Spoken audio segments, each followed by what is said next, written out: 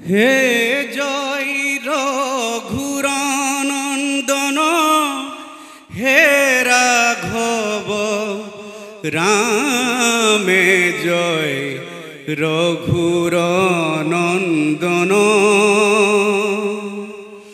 হে জয় রঘুরানন্দন হে রাঘব রামে জয় রঘুরানন্দন কিনু ভাগ্য কিনু ভাগ্য কিনু ভাগ্য কিনু ভাগ্য ও মিলল মারি জয় রঘুরানন্দন নিরিমল রাঙা পদ পেখিলু তু ভারি জয় রঘুরানন্দন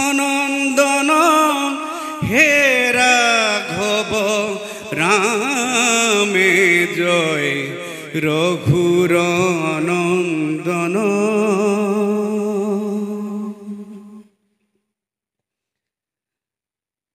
গুৰুজনাৰ অমৰ সৃষ্টি অসমীয়া সংস্কৃতি বৰঘৰ নামঘৰত আসনস্থ হৈ থকা আমাৰ অতিকে শ্ৰদ্ধাৰ বয়োজ্যেষ্ঠ ধৰ্মপ্ৰাণ ভকত বৈষ্ণৱসকল আইসকল আমাৰ লগতে বহি থকা অতিথি হিচাপে অহা আমাৰ অতিকে শ্ৰদ্ধাৰ শিক্ষাবিদ বিদ্যাদণ্ড বৰকাকতিদেৱ আমাৰ অসমৰ জনপ্ৰিয় ছাত্ৰ নেতা আমাৰ অতিকে মৰমৰ মোৰ ককাইদেউ স্বৰূপ ভৰত হাজৰিকাদেৱ আমাৰ অতিকে শ্ৰদ্ধাৰ শিক্ষাবিদ প্ৰাঞ্জল প্ৰতিম বৰা ডাঙৰীয়া লগতে এই ৰাস মহোৎসৱৰ লগত জড়িত আমাৰ অতিকে শ্ৰদ্ধাৰ আমাৰ ছাৰ ক্ষীৰোদ খনিকৰ ছাৰ আৰু লগতে আমাৰ অতিকে শ্ৰদ্ধাৰ অসমৰ দিহানামৰ সম্ৰাট মোৰ ভাতৃপ্ৰতিম বন্ধু মই ভাইটি বুলিয়ে কওঁ কমলা গগৈ ভাইটি লগতে বিভিন্ন প্ৰান্তৰ পৰা অহা তথা এই চাৰেংবাসীৰ ভক্তপ্ৰাণ ৰাইজ আৰু লগতে আমাৰ অতিকে গণতন্ত্ৰ চতুৰ্থ স্তম্ভৰ আমাৰ সন্মানীয় সাংবাদিক ভাই বন্ধুসকল এই অভাজনৰ তৰফৰ পৰা আপোনালোক সকলোলৈ স্নেহ শ্ৰদ্ধা জনাইছোঁ ভক্তিভৰা সেৱা জনাইছোঁ। আজি এই চাৰিং অঞ্চলৰ কাৰণে আপোনালোকৰ কাৰণে এটা আনন্দৰ দিন বুলি মই উপলব্ধি কৰিছিলোঁ কাৰণ আজি চাৰিং ৰাস মহোৎসৱ আৰু কলাকৃষ্টি কেন্দ্ৰৰ তৰফৰ পৰা এটি গীত বাণীবদ্ধ কৰা হৈছে এই ৰাসখনিৰ কাৰণে আৰু এই পবিত্ৰ নামঘৰৰ পৰাই গোটেই দেশ বিদেশে বিয়পিব এই গীতটো আমাৰ ইয়াৰ প্ৰবল আশা আৰু এটা কথা ক'বই লাগিব আজি জানি আমি সুখী হৈছোঁ প্ৰাঞ্জল কাকতি ভাইটিৰ লগত আমাৰ আচলতে বহুদিনৰ চিনাকি মই ইয়াতে আগতে অনুষ্ঠান কৰিবলৈ আহিছোঁ এই অঞ্চললৈ যদি কোনোবাৰ প্ৰথমবাৰৰ কাৰণে মোক অনুষ্ঠান কৰিবলৈ মাতিছিলে সেয়া হ'ল প্ৰাঞ্জল কাকতি ভাইটি কিন্তু প্ৰাঞ্জল কাকতি ভাইটিক মই জানো এজন ছাত্ৰ নেতা শৰৎ ককাইদেৱে ক'ব নিচিনাকৈ এজন ছাত্ৰ নেতা বুলি জানো এজন এংকৰ বুলি জানো ভাল বক্তাৰ বুলি জানো শিক্ষাবিদ বুলি জানো কিন্তু গীতিকাৰ বুলি নাজানিছিলোঁ আচলতে আজি আৰু এজন অসমত এজন গীতিকাৰ আবিৰ্ভাৱ হ'ল বুলি মই ভাবিছোঁ মানে গতিকে প্ৰাঞ্জলৰ কাৰণে এটা জোৰদাৰ হাততালি মাৰি দিলে ভাবৰ আৰু প্ৰাঞ্জলৰ এই জয়যাত্ৰা সদায় অটুট ৰাখক মই তাৰ বাবে অনুৰোধ জনাম প্ৰাঞ্জলক আৰু আৰু ক'বলৈ মই বিচাৰিছোঁ মৰমৰ ভাইটি কমলা গগৈ কথা। তাৰ আগতে কৈছোঁ এই গীতটিৰ লগত জড়িত আমাৰ যিসকলে বাদ্য সংগত কৰিছে, যিসকলে পৰিচালনা কৰিছে গীতটিত, যিসকলে কণ্ঠদান কৰিছে, সেইসকলক মই কৃতজ্ঞতা জনাইছোঁ, ধন্যবাদ জনাইছোঁ আমাৰ তৰফৰ পৰা। আৰু লগতে কমলা গগৈৰ কথা কি ক'ম, আচলতে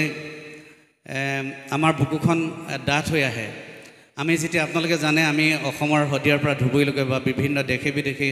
গীত যেতিয়া পৰিৱেশন কৰি থাকোঁ, তেতিয়া আমাৰ চৰ্চা হয় গীতৰ কথা, বিয়ানাম, আইনাম, বনগীত, হৰিনাম, দিহানাম আদি। দিহানামৰ কথা, হৰিনামৰ কথা যদি কেতিয়াবা কোনোবা অসমৰ কোনোবা প্ৰান্তত যদি বা দেশ বিদেশৰ কোনোবা প্ৰান্তত যদি কেতিয়াবা ওলায়, তেতিয়া আমাক হঠাতে কোনোবা এজনে সোধে, এই যে কমলা গগৈ বোলা মানুহজন যে বৰ ধুনীয়াকৈ দিহানাম গায়, আপোনালোকৰ ফালে নেকি বাৰু? তেতিয়া আমি কওঁ আমাৰ ফালে নহয়, আমাৰ একদম কাষতে বুলি কৈ দিওঁ। অলপমান দূৰ হ'লেও মই আমাৰ ওচৰতে মোৰে ভাতৃ প্ৰতিম বন্ধু এনেকৈ বুলি আমি চিনাকি দিওঁ। গতিকে কমলা গগৈৰ কাৰণে আমাৰ বুকুখন একদম ডাঠ হৈ আহে। গতিকে কমলা গগৈৰ কাৰণে একদম জোৰদাৰ হাততালি এটা মাৰি দিয়কচোন ৰাইজ, এই অঞ্চলৰ আমাৰ গৌৰৱ। আৰু শেষত কি ক'ম, আজি এই পবিত্ৰ নামঘৰত মোক প্ৰাঞ্জল কাকতি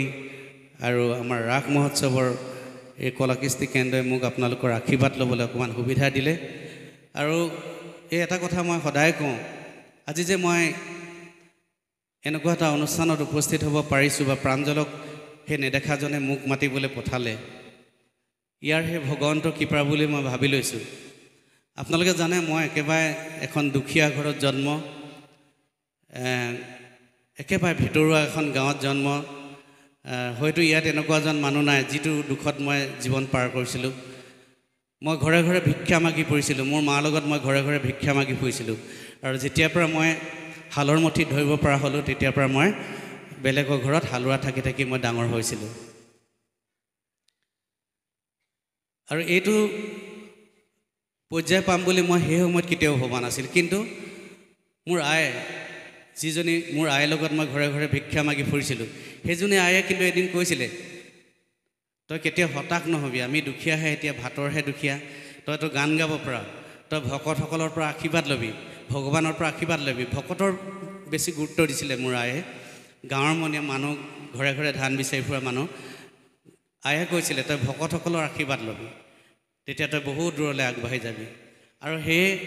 আৰ আশীৰ্বাদতে চাগে আজি আপোনালোকৰ মাজত মই থিয় হ'বলৈ সুবিধা পাইছোঁ। এই সুযোগতে মই আপোনালোকৰ পৰা হাতযোৰ কৰি আশীৰ্বাদ বিচাৰিছোঁ, যাতে আপোনালোকৰ আশীৰ্বাদৰ দ্বাৰাই অসমৰ শিল্পী জগতখনত মই পুনৰ এখোজ দিব পাৰোঁ। আৰু খুব বেছি দীঘলীয়া নকৰোঁ। এতিয়া আচলতে গোটেই অসম আপোনালোকে সকলোৱে জানে শোকত ম্ৰিয়মান হৈ আছে, শোকস্তব্ধ হৈ আছে আমাৰ জনতা, কোটি কোটি জনতাৰ শোকত স্তব্ধ হৈ আছে আমাৰ প্ৰাণৰ শিল্পী জুবিন গাৰ্গৰ বিয়োগৰ কাৰণে। কাহানিও আমি ভবা নাছিলোঁ, কল্পনা কৰা নাছিলোঁ আমাৰ মৰমৰ শিল্পীজনে আমাক ইমান অকালতে এইখিনিতে এৰি থৈ যাব। এইকেইদিন আমাৰ কথা ক'বলৈ ভাষা নাথাকে, আৰু গান গাবলৈও মই গান গোৱা সময়তো মই গানবিলাক পাহৰি যাওঁ যেতিয়া তেওঁৰ কথা মনত পৰে। আমি তেখেতকো এজন পুণ্যাত্মা বুলি ভাবিছোঁ। এতিয়া অসমৰ ৰাইজে যিটো মৰম দিছে, যিখিনি শ্ৰদ্ধা কৰিছে, সেইজনটো এজন পুণ্যাত্মা হ'বই লাগিব। গতিকে জুবিন গাৰ্গ আমি উপলব্ধি কৰোঁ এজন পুণ্যাত্মা আছিলে। সেইজন পুণ্যাত্মাৰ কিন্তু অসমৰ ৰাইজে সান্নিধ্য পাইছিলে, আমিও আংশিকভাৱে হ'লেও আমি সান্নিধ্য পাইছিলোঁ তেখেতৰ, আমাৰ সৌভাগ্য আছিলে। কিন্তু সেই পুণ্যাত্মাজন আমাৰ প্ৰাণৰ শিল্পী জুবিন গাৰ্গ আমাৰ মাজৰ পৰা হেৰাই গ'ল। আজি এই বৰনামঘৰত উপস্থিত হৈ তেখেতৰো আমি চিৰশান্তি কামনা কৰিছোঁ। শেষত বেছি কথা নকওঁ, আৰু মই আপোনালোকে জানে সকলোৱে মই গান গোৱা মানুহ, গান গাইহে ভাল পাওঁ। মই আচলতে মিটিঙত ভাষণ দিয়া মোৰ অভ্যাস নাই। আৰু ইমান ডাঙৰ এটা মোক দায়িত্ব দিছে প্ৰাঞ্জলহেঁতে বা কলাকৃষ্টি কেন্দ্ৰই ৰাস মহোৎসৱৰ। আচলতে এইটো মোৰ কাৰণে কোনোপধ্যে সম্ভৱ নাছিল, কিন্তু তেখেতলোকৰ অনুৰোধ মই উপেক্ষাও কৰিব নোৱাৰোঁ। ইয়াত গণ্যমান্য ব্যক্তিসকল আছে, এইখন চাৰিংগাঁৱে বোলে মোক কমলাই কোৱা মতে 7জন সাহিত্য সভাৰ সভাপতি জন্ম দিছে আৰু ইয়াত মোৰ নিচিনা এজন মূৰ্খই এনেকুৱা এটা মহান কাম কৰাটো এটা বাতুলতা বুলি মই ভাবোঁ গতিকে মই ভাষণ দিব নাজানো ভাষণ কওঁতে কিবা কথা কওঁতে যদি ভুল ভ্ৰান্তি হৈছে তাৰ বাবে আপোনালোকে মই ক্ষমা কৰিব আমি আপোনালোকে সকলোৱে সুখেৰে থাকক শান্তিৰে থাকক এই পবিত্ৰ নামঘৰৰ পৰা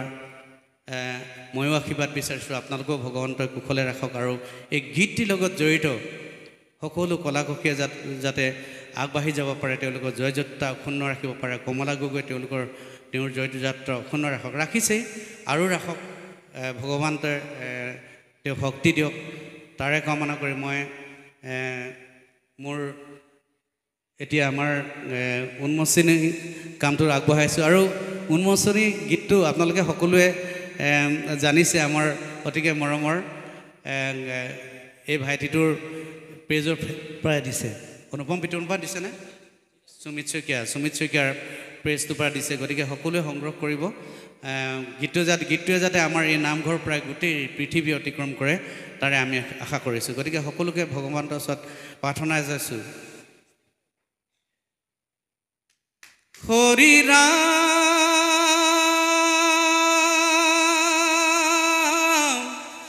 হৰি ৰাম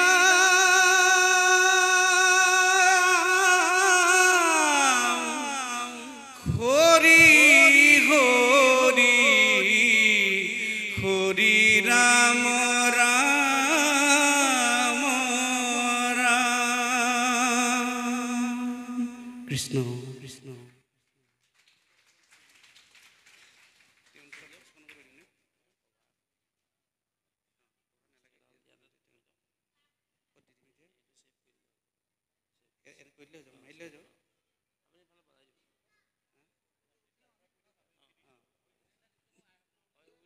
গীতটি কোনো বেটুপাত কৰা নাই নামঘৰৰ কথা গতিকে মই গীতটি ক্লিক কৰিছোঁ আৰু বাজি যাব গীতটো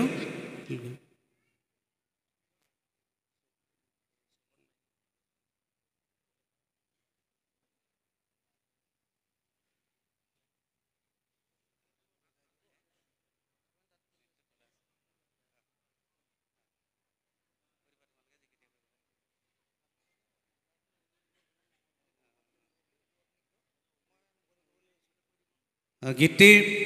মই ক্লিক কৰিম এতিয়া কিন্তু আইসকলে সকলোৱে উৰুলি দিব আৰু আমাৰ ভকত বৈষ্ণৱসকলে মংগলধ্বনি দিব সকলোৱে একেলগতে তেতিয়া ভাল লাগিব গীতটি মই দিছোঁ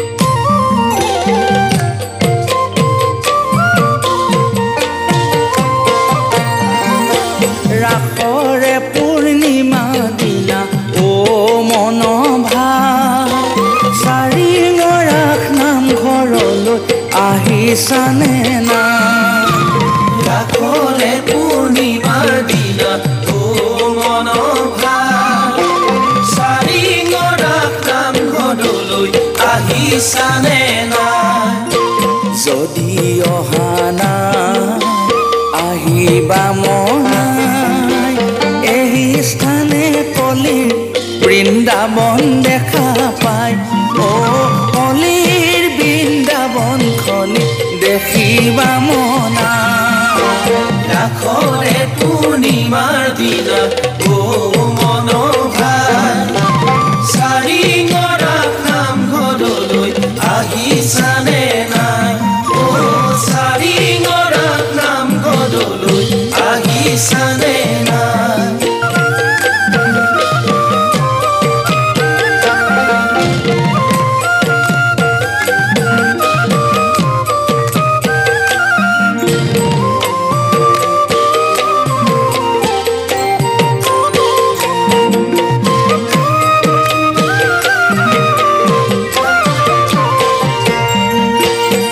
চাৰিঙৰে মধ্যস্থলে নগালীৰ কাষে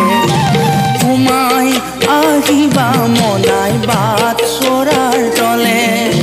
সোমাই দেখিবা মূৰ্তি অনন্ত সৰ্জা বকুল তলে যুগল মূৰ্তি কৃষ্ণ ৰাধা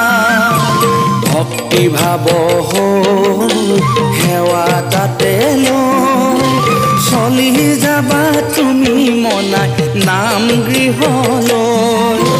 চলি যাবা তুমি মনাই নাম গৃহলৈ ৰাখৰে পূৰ্ণিমাৰ দিনা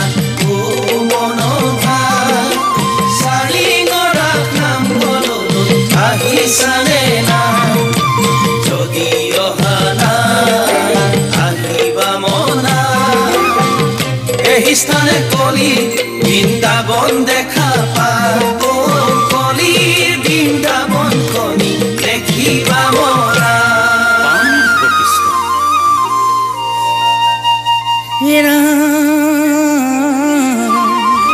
সহস্ৰ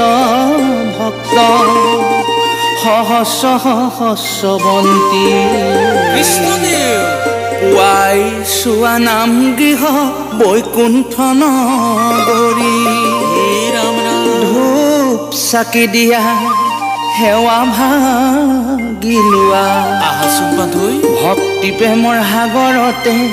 নিজে বিলীন হোৱা এয়াই চাৰিঙৰা নয়ন ভৰি চোৱা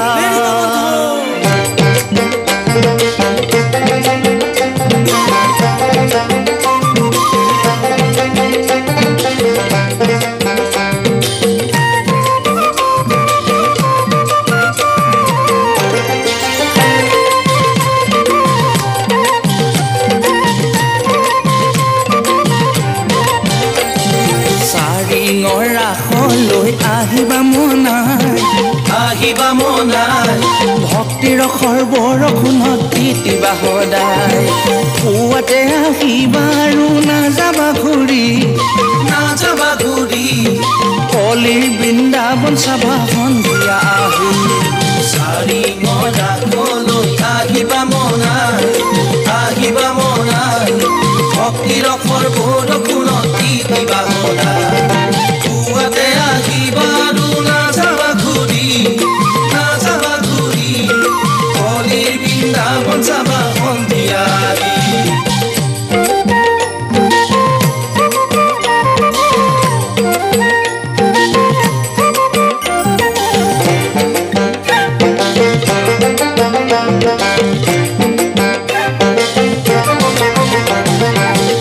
ৰাজাৰ মন আজি ৰঙেৰে ভৰা বসুদেৱ দৈৱকীৰ হব বিয়া দৈৱ বাণীয়ে আজি ঘটাই অঘটন উদ্ধানিত হৈব আজি কংস ৰাজন চাৰিঙৰা কলৈ আহিবা মনাই ভক্তিৰ সৰ্বৰখুণত তিতিবা সদায় পুৱাতে আহিবা আৰু নাযাবা ঘূৰি কলিৰ বৃন্দাবন চাবা সন্ধিয়া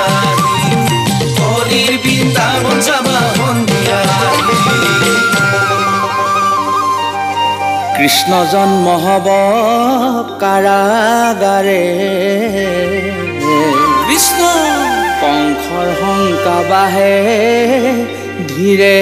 ধীৰে কৃষ্ণ ডাঙৰ হব দূৰে দূৰে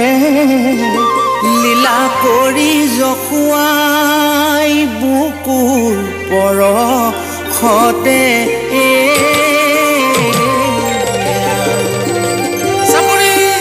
বকুলত গোপীয়ে দধি মঠে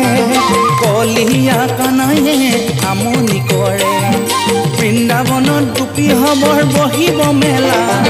মহাৰাসৰ নৃত্য হব কৃষ্ণ ৰাধা মহাৰাসৰ নৃত্য হব কৃষ্ণ ৰাধা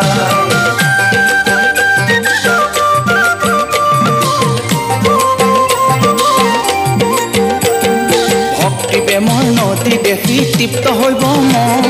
তৃপ্ত হইব মন নহয়নে কোৱাচোনে কলি বৃন্দাবন ভক্তি প্ৰেমৰ নদী দেখি তৃপ্ত হইব মন তৃপ্ত হইব মন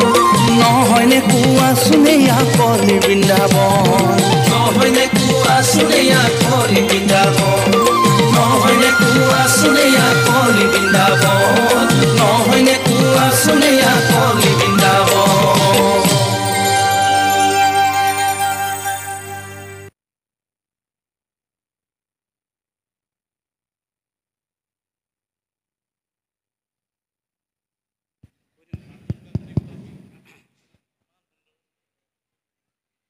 সকলোৱে ভাল পালেনে গীতটো যদি ভাল পাইছে এটা হাততালি এটা মাৰিলে ভাল হয় ঠিক আছে ময়ো সকলোকে পুনৰবাৰ চেনে শ্ৰদ্ধা জনাই ভক্তি ভৰা সেৱা জনাই আৰু